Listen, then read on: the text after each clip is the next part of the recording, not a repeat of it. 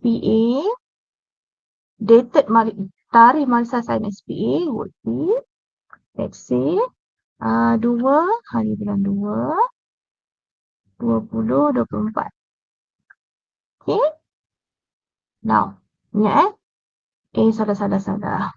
I tak boleh delete Completion date 1/1/2026.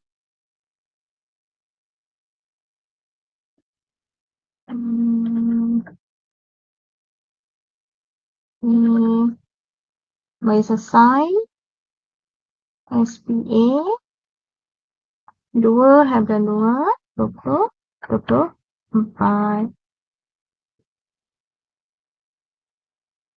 Okay, tengok yang bawah atau tengok yang atas? 2/2/2024. So, her agreement, okay, says that developer will have to deliver vacant possession within 24 months from the date of her SPA. As such, VP or Marisa will be on 1st of February 2026.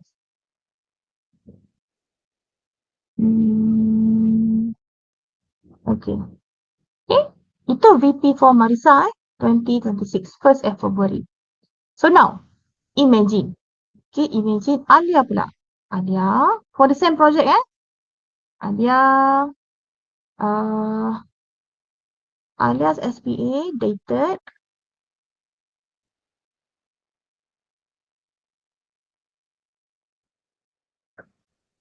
3rd of March 2025. Okay. So, since in accordance with the agreement says that VP is within 24 months from the date of the SPA. Alia's SPA dated 3rd of March 2025. Alia beli tahun berikutnya. Dia tak beli tahun mula-mula projek tu dibuat Dia beli tahun berikutnya. Projek tu dah jalan dah. Few percentage dah siap. So, since agreement kata within 24 months from the date of SPA, Alia's VP would be, kira-kira lah 20 bulan ke depan. 24 bulan ke depan So, dia akan jadi 2nd of March 2027. Okay. Dia tak sama VP semua pembeli might not be the same due to the clauses in the SPA. You kena ikut SPA. You tak boleh ikut tarikh completion date tu. So, let's say developer kata rumah dah siap. Tapi Alia ni kita tak nak bagi VP lagi. So, Alia tak boleh nak kata dekat developer, I nak juga VP hari ni. Sebab orang lain sebelum dapat rumah. Okay. Technically, developer tak buat salah apa-apa. They still have 24 months.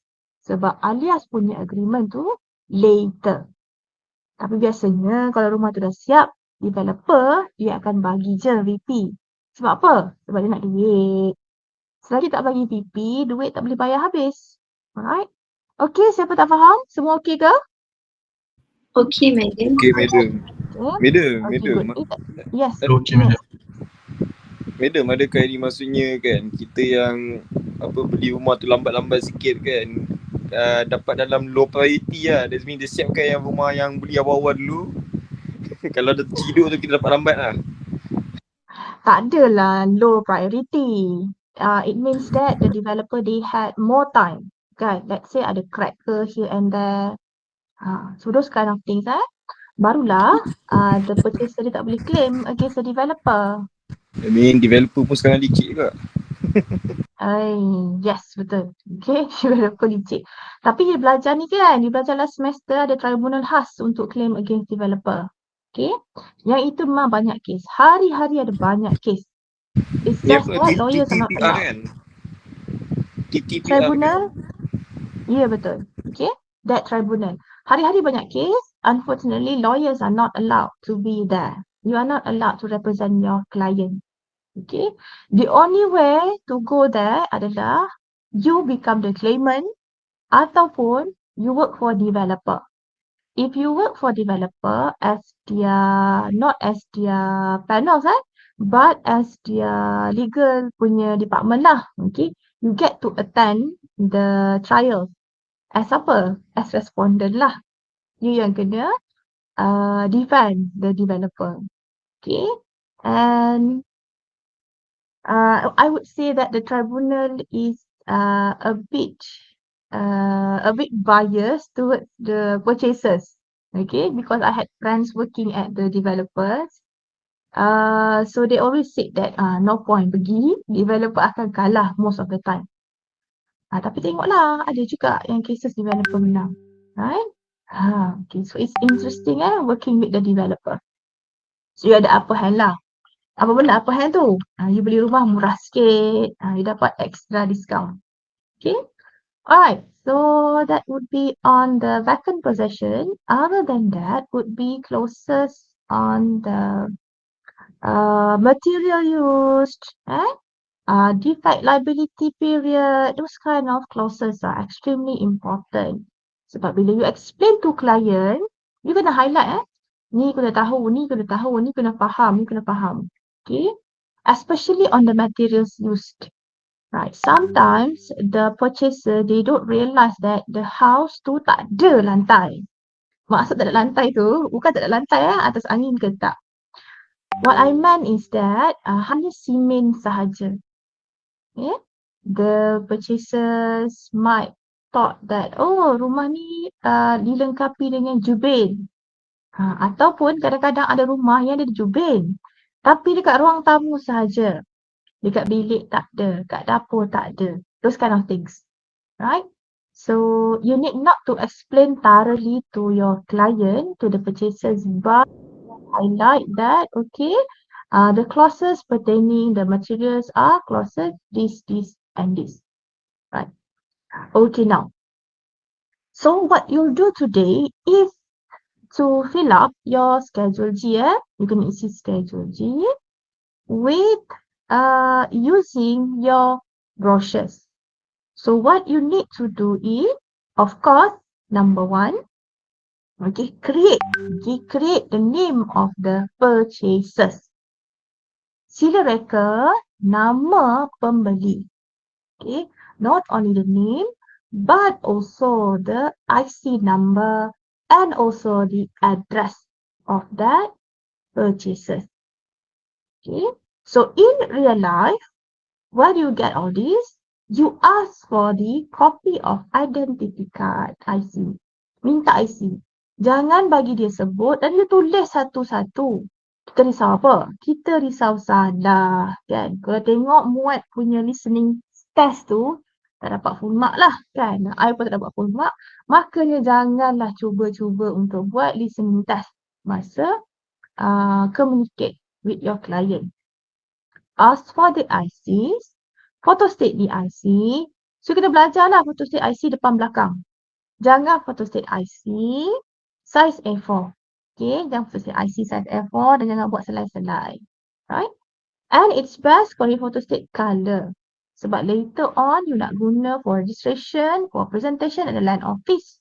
To give effects to transfer. Land office a bit patty, a bit patty on the IC. Hidung tak nampak dia reject. Hidung tak nampak tau. Batang hidung tak nampak pun dia reject. Mata tak buka pun dia reject. Macam itulah. Siapa pernah buat intern dekat land office, you faham lah kan apa yang cakap. Okay. Ataupun yang buat intern dekat conveyancing firm. Ada je benda tak puas hati. Okay. So, now. Those details are very important sebab you nak isi dalam schedule G. Banyak tempat nak isi nama pembeli, IC dan alamat. Right? Termasuk dekat bahagian tanda tangan. Bahagian tanda tangan mungkin tak adalah alamat rumah. Jangan letak Kang, ramai-ramai letak. Bahagian tanda tangan hanya ada nombor IC dan nama sahaja. So make sure copy paste ni berjaya. Jangan dekat first page nama pembeli dia, let's say, Iman Azim. Sampai dekat signing page, pembeli dah jadi Putri Nadia. Tak tahulah along the way Iman tu dah tukar gender kan. Okay, so make sure copy paste berjaya. Right? So create a name of the buyers and also the IC number. And IC number, make sure it makes sense. Jangan buat pembeli tu berumur kurang dari 18 tahun. Dia rasa lucu kan I pesan ni. Nanti ada yang buat. Especially on your probate. I bagi tips lah probate dengan LA punya kelas. Mesti akan ada yang buat IC tu tak logik. You can ingat law of contract 1, capacity. Okay. Only a person with capacity had the rights ataupun is capable of entering into a valid contract. Ya, make sure umur 18 tahun dan ke atas. Nak senang gunalah nombor IC sendiri. Tukar nombor belakang. Okay, and for the male lelaki, make sure nombor IC belakang dia nombor ganjil. Yang perempuan nombor IC belakang nombor genap. I tengok tu. Okay. Penting because I had case dulu dekat office. It's a female tapi nombor IC dia ganjil. So we were like, ya betul kan? Adakah dia telah forge dia punya IC sebab dia nak beli rumah Bumi Putra. So we had. Macam mana dia perempuan tapi nombor ganjil? Betul, nombor IC belakang dia ganjil. Wah, sajat Menarik Sajat itulah, I pun ingat Sajat. Rupanya bukan Sajat. Rupanya, yes, we had to call JPN to check. Lawyer kan jadi bimbo sikit. Nak check kan, takut salah. Memang. Okay, yang tu kes khas. We asked the JPN why they provide none. They provide nothing. Tak ada explanation. Tapi sebab disahkan benar, maka kita tulislah nombor IC dia. Bukan Sajat kan. Kalau tak dah jadi menarik kan. Okay. Kita dah check dah. Itulah. Tapi jangan tanya klien direct. Nanti dia offended. Klien ni they are very kerjaan. Dia offended nanti So kena hati-hati. Right. So name of the purchasers and also IC number and also address of the purchaser. Right. Okay. Number 2 would be the details of the developer. Where do you get the details of the developer? In your brochure. So kalau dia adalah individu ataupun dia sejenis manusia, you create IC number. If it is a corporation, it's a company, you need to have the company number. If in your brochures there's no company number, create one.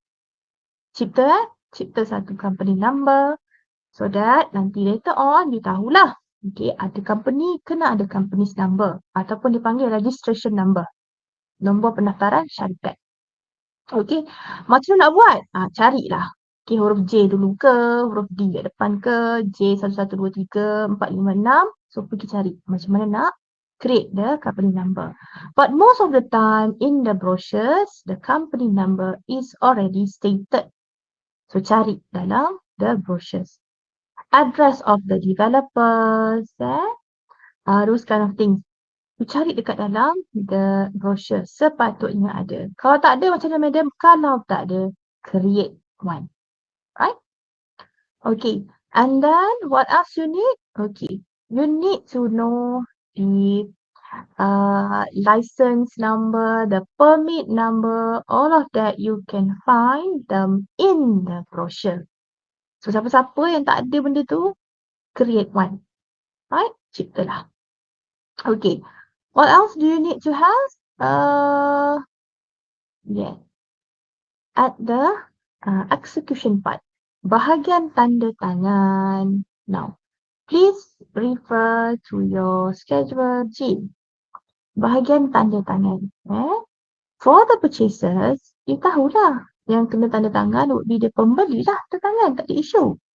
Now, for the developer, who gets to execute the SPA on behalf of the developer? Siapa yang nak sign?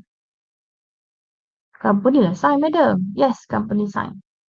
Tapi, walau macam mana besar pun company tu, walau macam mana well known pun that company, tetap ada manusia yang kena tanda tangan. So who would that be? Pengarah syarikat. Pengarah syarikat. Vice President ke, Presiden ke, Assistant Presiden ke, siapa-siapalah yang ada kuasa untuk execute the agreement on behalf of the company. So tolonglah jangan letak nama developer sahaja. Lepas tu tiba-tiba tantangan developer. I tahu semua bijak-bijak. Tapi kita nak jadi lebih bijak. So make sure ada manusia yang turunkan tanda tangan dekat bahagian tanda tangan developer. Okay? Okay, so that would be the brief explanation. So I'll share with you the things, the detailed things that you need to do. Okay, boleh nampak? Boleh, Madam. Boleh. Ke nak besar lagi? Besar lagi jelas, Madam. Sebab kurang nampak. Okay, thank you, Madam. Okay, very clear. Alright. Okay, now practical exercise for filling out relevant provisions of the statutory sale and purchase agreement under HDA. So, make sure you isi yang ada ni. Okay. Technically, in your schedule G, dia dah tulis dah. Sorry, dia dah ada tempat kosong. So, you buat apa? You isi tempat kosong sebenarnya. So, please fill up item number 4. Item number 4 ni from A to N. From A to N. So, tengoklah. Make sure semua maklumat ada. Kalau tak ada reka, make sure make sense. And then clause 4, clause 14, 15, 27, 4. Okay. Third schedule. Please calculate. Tapi madam, dekat dalam brochure tu, dia ada range harga. Contohlah kan. Projek tu, price.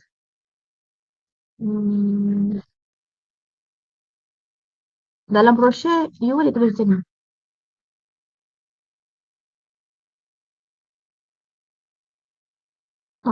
Zero.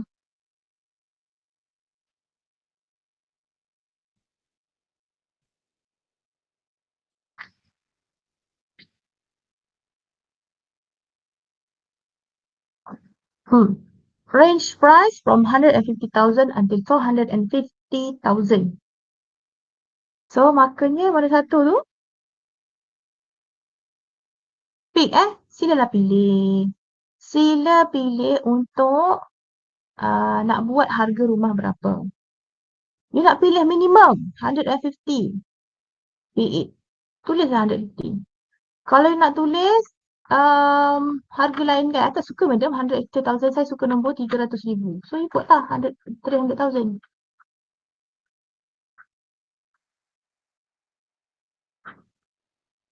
Okay, 300,000. Okay, but when you fill up the third schedule, make sure you calculate betul.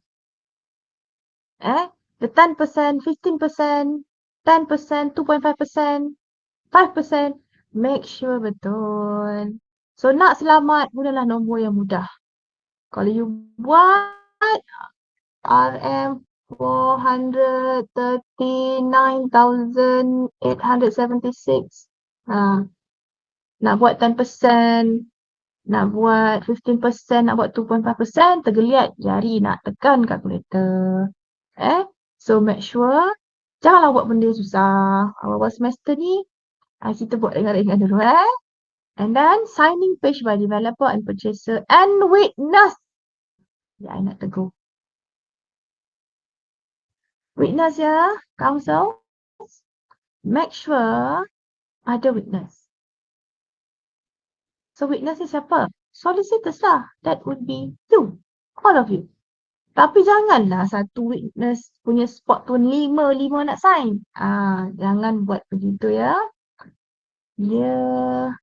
That's not how it is supposed to be. Seorang dah mencukupi. Kita nak letak madam, letak seorang sahaja. Okay, jangan letak banyak-banyak. Okay, and then to prepare cover. Okay, cover kena ada lah. Cover. Dan juga prepare stamp certificate. Stamping certificate pula. Stamp certificate. Okay, berapa ringgit stamping? RM10 sahaja. So please prepare stamp certificate. So ada dua benda Ada dua benda. Satu, you prepare schedule G. Number two, you prepare the stamp certificate. Okay.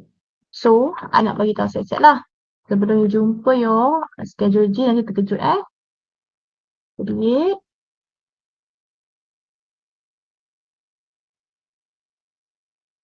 details of purchaser. Okay. Next, details of property. Yang ni kena ada. Dalam dalam brochure, most of the time, they will not give such details. Okay.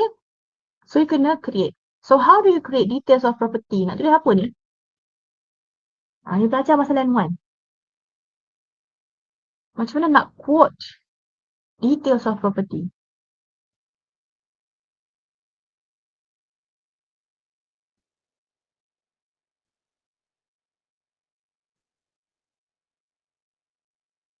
Macam kelas?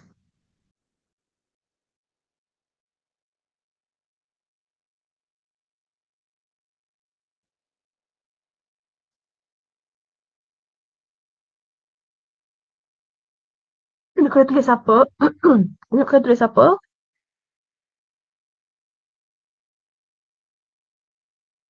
Letak address property tu ke, madam? Okay. Aisyah kata address. Good, tak salah. Tapi sebelum address, Madam, you is kena it letak.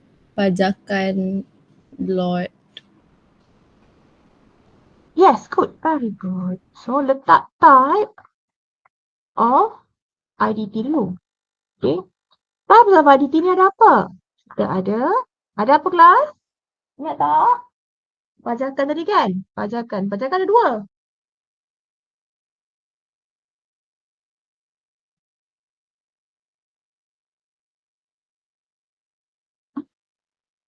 Pajakan apa? Pajakan sementara dengan pajakan satu lagi kan. Okay, pajakan sementara belum pernah madam dengar lagi, mungkin ada. Okay, yang tu hak milik sementara. Okay, so kita ada pajakan mukim, pajakan negeri. Okay, pajakan mukim, pajakan negeri. What else? Geran mukim, geran. What else? Kita ada hak milik sementara daftar dan kita ada hak milik sementara mukim. So, type of IDT. Pilihlah. Dia nak buat jenis geran apa. And then, number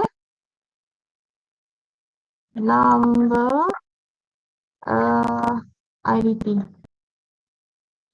So, number of IDT ni can be apa? Asalkan ada nombor 1 until 999 lah. Dia boleh lebih daripada tu. Okay. What else? You kena masukkan lot. Ataupun PT number. Okay, masuklah nombor 1 until 999 boleh. Okay, what else? Type of IDT, number of IDT, lot of PT number. And then, mukim. Kalau tak ada mukim, bandar. Kalau bukan bandar, pekan. Masukkan lah. Boleh Contoh dia apa? Mukim, bengkel. Right? And then, daerah. Daerah apa? Bengkel daerah apa? Bengkel daerah Sepang. Right. What else? Mungkin mana pekan daerah dan negeri. Selangor, Darul Insan. Okay. So, that is how you create details of property. Jangan tertinggal satu pun. Okay, nanti you hantar your files untuk assessment. You salah satu, you salah semua. Tak you copy paste kan? So make sure awal-awal you dah set the details tu lengkap so that you tak tersalah bila dah sampai dekat belakang nak guna. Okay, so details of purchaser, details of property, and also details of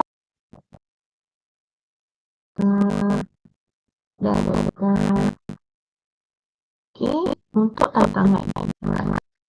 Ada satu lagi benda yang saya buat. Right? So most of the time, when you deal with property yang buying directly from the developer, right? There's only one solicitor. Kalau buat schedule sini, biasanya ada satu peguam sahaja. Kalau ada suatu peguam sahaja, itu adalah peguam developer atau peguam pembeli. Macam kelas? Developer. Good, peguam developer. If there's only one lawyer involved, that solicitor act for the developer, not for the purchaser. Right? Mana itu penting. Kalau ada seorang sahaja atau satu peguam sahaja, it means that the lawyer acts for the developer, not for the purchaser. So can the purchaser appoint their own solicitor? Boleh ke tidak? Yes, can. Good, boleh. Boleh appoint solicitor, maka kena bayarlah. Bukan kewangan. So later on, nak beli rumah ataupun rumah ke your parents or sibling di rumah, yang rumah yang under construction kan? Agent kata, free legal service. Free legal basis. Whatever free cakap kat dia, memang tak payah bayar. Banyak mata dia. So kalau betul-betul dia free, tanya betul-betul. Okay. Apa benda yang free tu? Sebab banyak kawan-kawan jugalah yang kena terkejut. Okay, so nak apa yang orang solicitor boleh. As such, in your schedule 3, dia akan ada clause the developer is represented by eligible. Okay, the purchaser is represented by eligible. If you wish to have the names for both, you nak buat purchaser pun ada lawyer. And my question would be, you act for developer, So let's say in your exercise, you nak buat the purchaser ada peguam, you tulis nama dia. Nama peguam. Tapi kalau you tak nak tulis dengan lawyer purchaser, you tulis apa-apa. The purchaser is unrepresented. Pembeli tidak diwakili oleh mana-mana peguam syarat. Itu pun boleh. Dan yang biasa terjadi. Right? So, boleh tambah lagi kalau nak buat detail.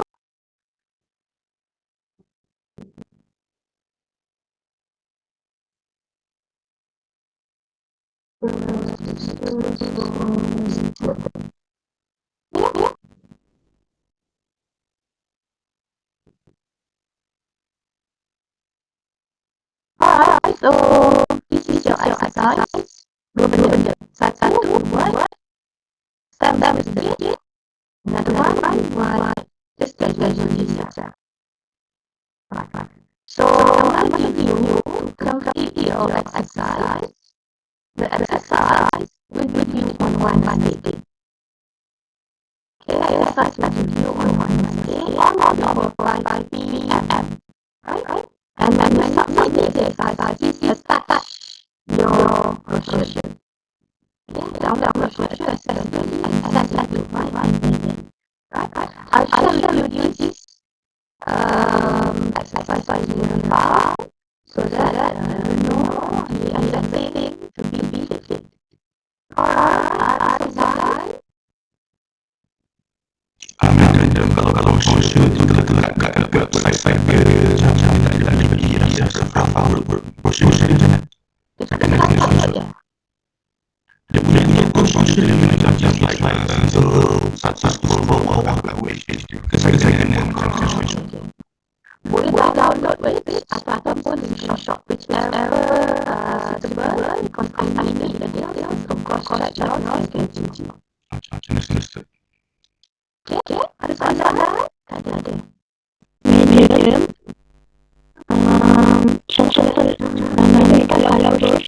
dia letak harga, tapi ambil dekat iklan yang and then dia ambil harga tu daripada iklan dia, so kita kena attach iklan dengan brochure tu selalu tu.